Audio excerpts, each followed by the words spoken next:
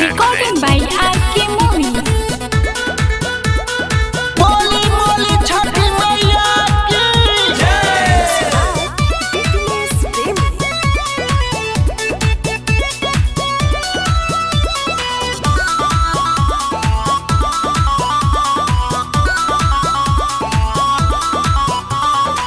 छठी के परब बाटे बड़ी महान जी, करेला बरत दिन दुनिया जहान जी। छठी के परब बाटे बड़ी महान जी, करेला बरत दिन दुनिया जहान जी। सबका के बाटे बधाई हो, बधाई हो। दीपक सिंह लेके जय हम माथे दौड़िया, संगे में रह भाव जाई हो। दीपक सिंह लेके जय हम माथे दौड़िया, संगे में रह भाव जाई हो।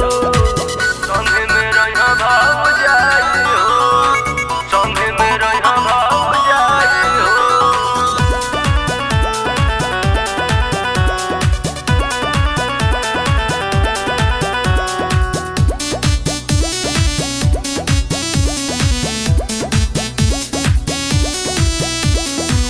आजू के रात में छठ के घाट पे माई के होई जागराता के माई के भजन गवाई हो।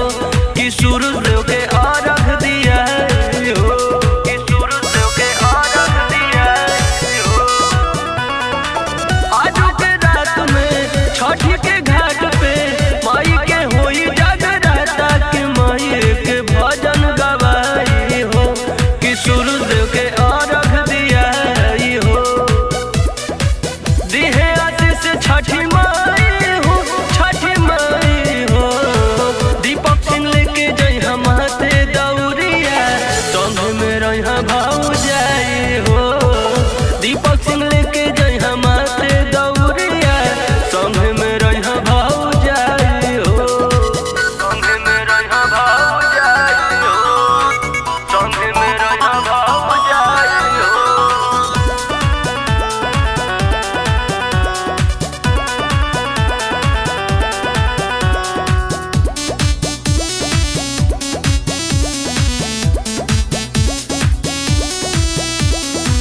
पेन्ही पियरिया बन के पुजरिया, चले के बाद छठी घाटे की माही सब मनसा पुरोई है